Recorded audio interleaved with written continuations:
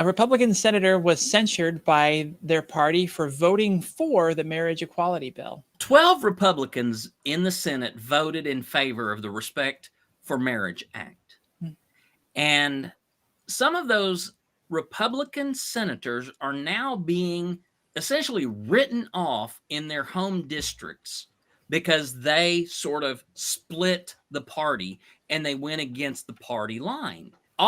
This is what he said in his response. He said, same-sex couples, many of whom are also people of faith, want to be treated with dignity and respect as well. They don't want to live in fear of their families being ripped apart by a future court decision. In that statement, the Republican Party of Cass County said, unfortunately, it is because of your vote that the Cass County Republican Central Committee voted to send you this letter of censure. Your decision elicited feelings of anger, disbelief, and even a sense of betrayal. We are not just fiscal conservatives, but social conservatives as well.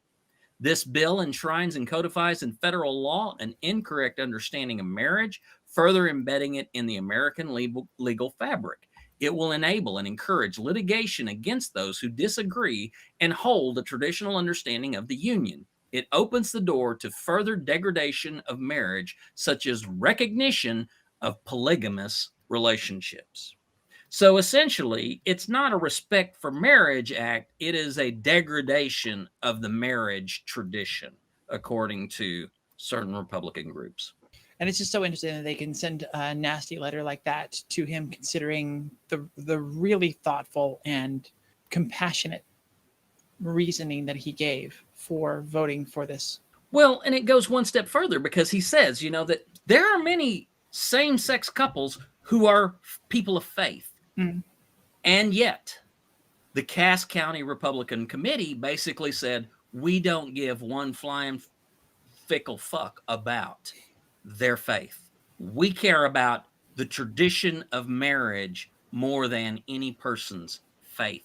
And that's where we are. You can be a person of faith, but if it is not the same faith, if it is not in line with the traditions that you want to keep, your faith is invalidated.